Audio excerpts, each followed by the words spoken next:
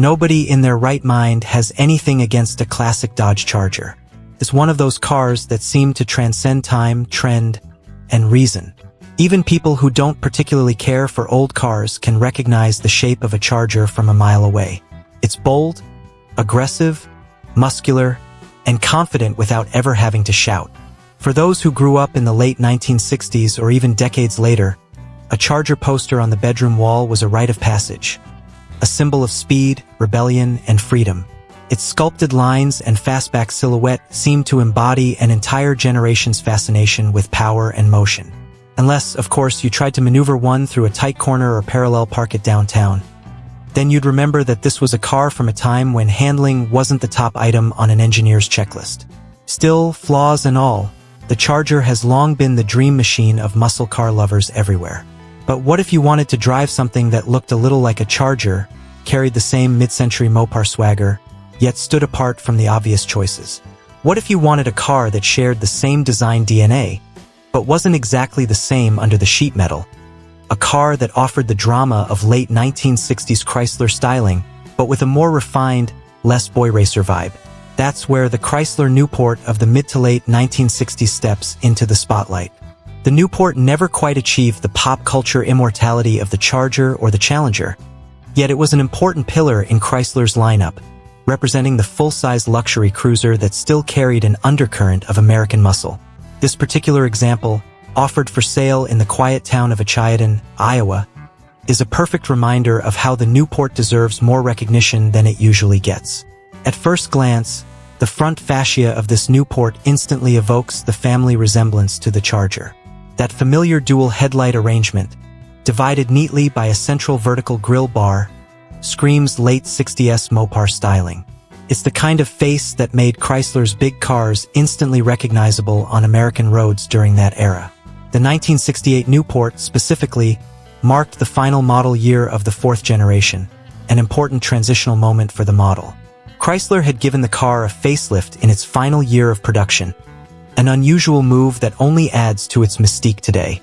Imagine if Stellantis decided to update the current Charger just a year before launching its all-electric Daytona successor. It would feel unexpected, even illogical. Yet that's precisely the kind of spontaneous product planning that automakers of the 1960s could get away with. Without the constant online scrutiny of today's car culture, Chrysler's designers and executives had the freedom to make sudden design tweaks, trusting that their sense of style would sell cars. And sell they did. The Newport name carried a sense of prestige. It wasn't merely another full-size sedan. It was a symbol of Chrysler's balance between upper-middle-class luxury and solid American engineering. For many buyers who couldn't quite afford a New Yorker or didn't want the sportier image of a Dodge, the Newport struck the perfect compromise. It was a car for the family man who still appreciated performance, for the executive who wanted presence without ostentation.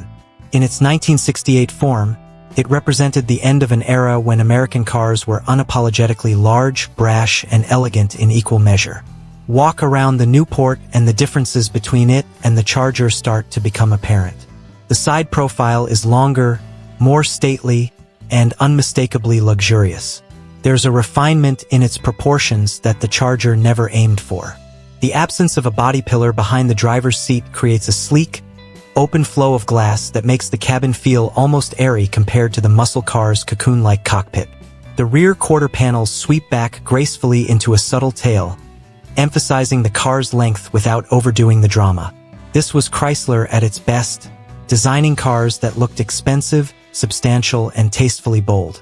The Newport rode on Chrysler's C platform, which immediately set it apart from the B-body cars like the Charger, Coronet, and Belvedere. The C-body was the foundation for Chrysler's larger sedans and coupes, the New Yorker, 300, and even certain Dodge and Plymouth models like the Monaco and Fury. With a wheelbase stretching more than 7 inches longer than the Charger's, the Newport offered space and comfort that muscle cars could only dream of. When you slid behind the wheel of a Newport, you weren't just driving. You were commanding the road from a rolling lounge chair. The suspension was tuned for smoothness, the interior trimmed with real materials instead of budget plastics, and the sheer mass of the car gave it a sense of authority that no compact muscle machine could replicate. Underneath that long hood, though, beat the heart of true Mopar performance. Most Newports of this generation were powered by Chrysler's trusted 383 cubic inch B-Series V8, delivering a healthy 270 horsepower in its standard two-barrel configuration. It wasn't a fire breather, but it offered more than enough torque to glide the big Chrysler down the highway at impressive speeds, with the kind of effortless pull that made cross-country cruising a pleasure. For drivers who wanted a little more thrill, Chrysler offered a four-barrel version of the same engine, bumping horsepower and giving the Newport a livelier feel when you pushed the accelerator.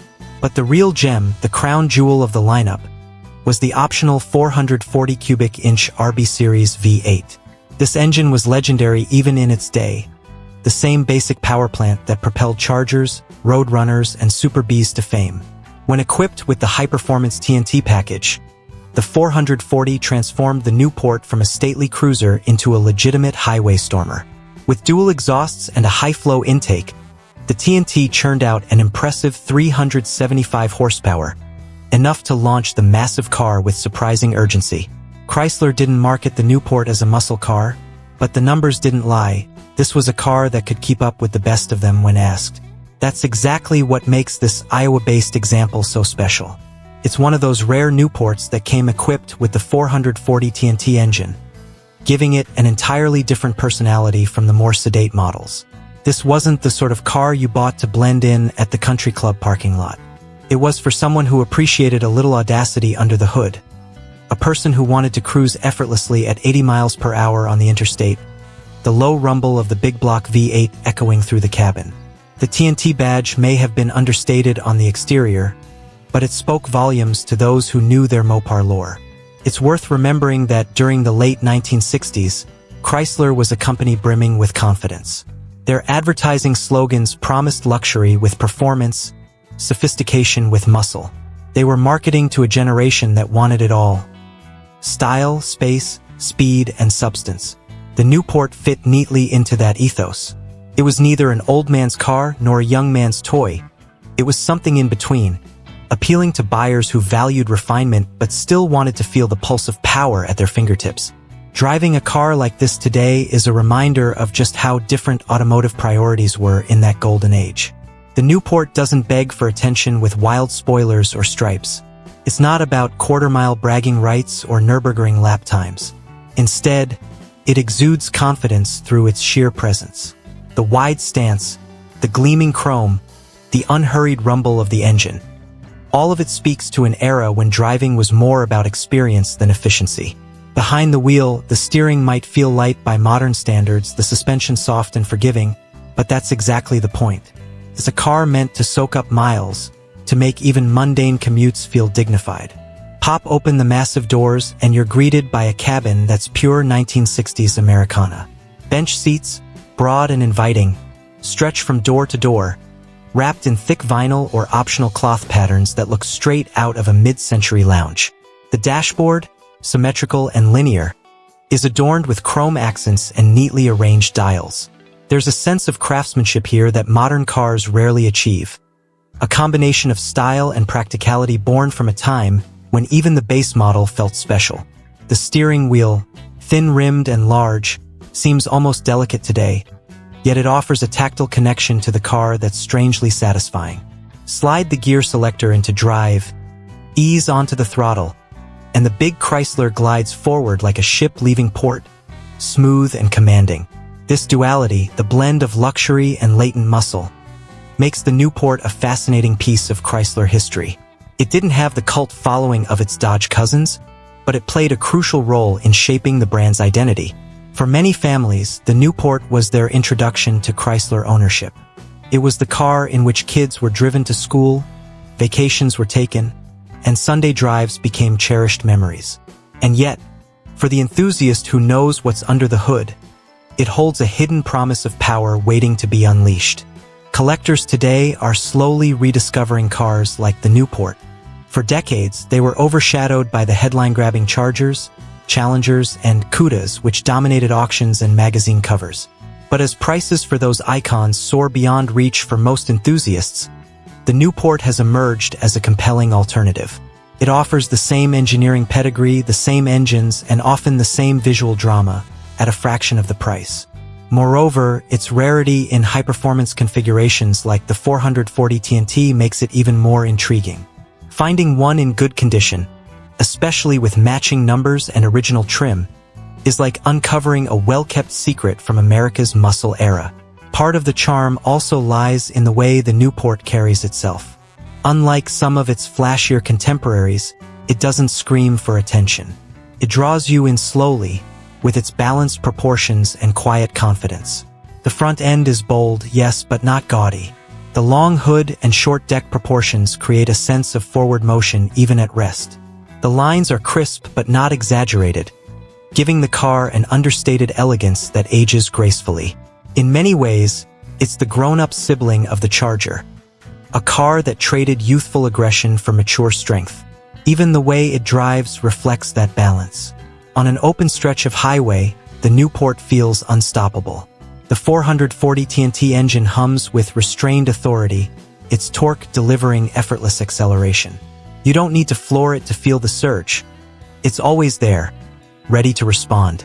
The automatic transmission shifts smoothly, and the suspension absorbs imperfections with ease. There's something deeply satisfying about piloting a car this substantial, something that modern lightweight sedans simply can't replicate. It's a reminder of when American cars were designed to make you feel powerful, cocooned, and in control. Owning a Newport today isn't just about nostalgia. It's about preserving a piece of automotive artistry. Each curve, each detail, tells a story about the ambitions of a company and a country that believed bigger was better. It represents a time when design departments competed not just in horsepower but in creativity. The Newport's restrained glamour, the polished chrome, the deliberate use of symmetry, all were part of Chrysler's effort to define what luxury meant to the American middle class. And even though the model line would evolve in the years that followed, eventually fading as the market shifted toward smaller, more efficient cars, the spirit of the Newport endures among those who appreciate its blend of dignity and power. In many ways, this Iowa-based example captures that spirit perfectly. It's a car that wears its age proudly, that still turns heads for the right reasons. Whether parked at a small-town gas station or cruising through the open fields of the Midwest, it commands respect. You can imagine the conversations it sparks. Older passers-by reminiscing about the one they used to own, younger enthusiasts marveling at the sheer presence of a car built before they were born. That's the magic of cars like the Newport. They connect generations through design, sound, and shared admiration. The fact that this particular Newport remains in such fine shape, still carrying its original drivetrain and unmistakable Mopar character, is a testament to how well these cars were built.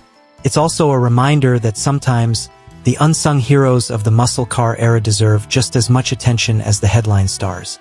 The Charger may have stolen the limelight, but the Newport stood quietly in the background, offering everything that made Mopar great: style, strength, and soul, in a more sophisticated package.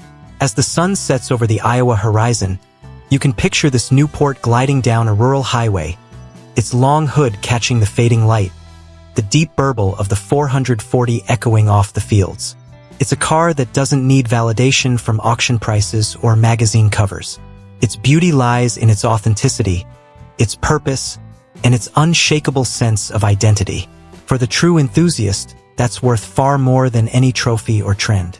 In the end, the 1968 Chrysler Newport stands as a symbol of what made American cars of that era so unforgettable. It's big, bold, and brimming with character. It may not corner like a European Grand Tourer or boast the fame of a Charger, but it delivers something that's becoming increasingly rare in modern motoring: presence. It reminds us that cars were once built not just to move people, but to move their emotions. And for anyone lucky enough to find one, like this handsome example in a Chiaden, it's a tangible connection to a time when Chrysler dared to dream big and build even bigger.